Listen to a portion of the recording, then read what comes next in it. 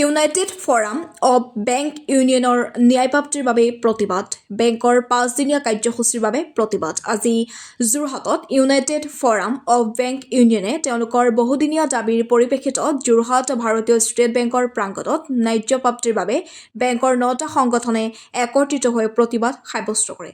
চৰকাৰী তথা ব্যক্তিগত বেংকসমূহৰ বহুদিনীয়া দাবী প্ৰতি মাহৰ দ্বিতীয় আৰু চতুৰ্থ শনিবাৰে যি বন্ধ আছিল সেই বন্ধ প্ৰতি মাহৰ আটাইকেইটা শনিবাৰে বন্ধৰ দাবী উত্থাপন কৰে।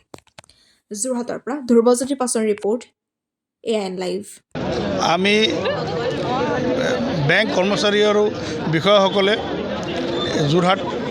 যোৰহাট চহৰত যি বেংক কৰ্মচাৰী আৰু বিষয়াসকলে আজি আমি ডেমনষ্ট্ৰেশ্যন কৰিব লগা হৈছে, কিয়নো চৰকাৰে যিটো আমাৰ এগ্ৰিমেণ্ট যিটো দ্বিপক্ষীয় এগ্ৰিমেণ্ট আছিলে, এই এগ্ৰিমেণ্টত আছিলে যে চৰকাৰে আমাক 5 days উইক মানে সপ্তাহত 5 দিন কাম কৰিবলৈ দিব আৰু এই 5 দিনৰ যিটো কাম হ'ব কামটো 40 মিনিটকৈ বেছি কৰিম আমি।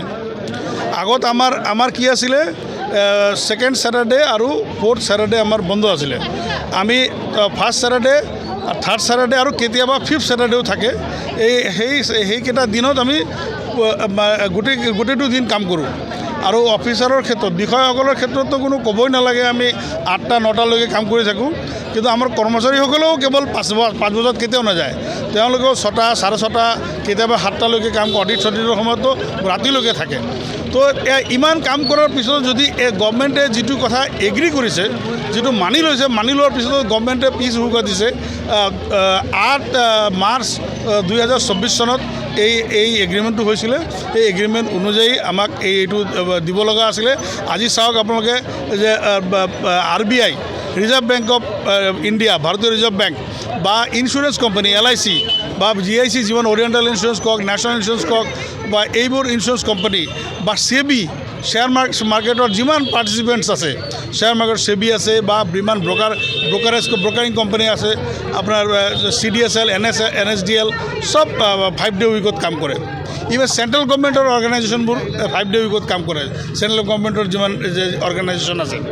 তো তেনেকুৱাকৈ এইবোৰ যদি তেওঁলোকে দিছে, আমাক কিয় নিদিয়ে? এগ্ৰিমেণ্ট কৰাৰ পিছত 2 বছৰ হৈ গ'ল। একচুৱেল যিটো ইন প্ৰিন্সিপল এগ্ৰিমেণ্ট হৈছিলে ডিচেম্বৰ 2023 হৈছিলে। তো সেই অনুযায়ী এইটো মানে 2 বছৰ হৈ গ'ল। সেইকাৰণে আমি আৰু ধৈৰ্য ধৰিব নোৱাৰোঁ।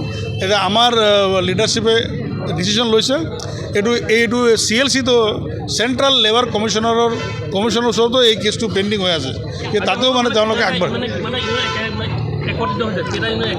9টা ইউনিয়ন আছে বেংকিং ছেক্টৰত। 9টা ইউনিয়ন একেলগে এই ডিমাণ্ডটো ৰাখিছে।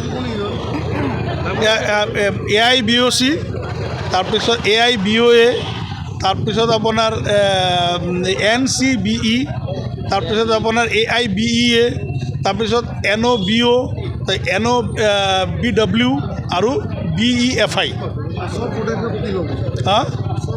ইয়াৰ পিছৰ পদক্ষেপটো আমাৰ হেৰি আছে, ছ'চিয়েল মিডিয়া কেম্পেইন আছে, আমাৰ ব্লেক বেজ ৱেৰিং আছে। আমি যিবোৰ মানে গণতান্ত্ৰিকভাৱে আমি যি আন্দোলনৰ পদক্ষেপ ল'ব পাৰোঁ, এই গণতান্ত্ৰিক মানে আন্দোলনখিনিৰ পদক্ষেপ আমি ল'ম। মোৰ নাম জগদীশ চন্দ্ৰ পাল, মই AIBOC-ক ৰিপ্ৰেজেণ্ট কৰোঁ, all India bank officers confederation. যিকোনো খবৰ আৰু বিজ্ঞাপনৰ বাবে যোগাযোগ কৰক 7896121996।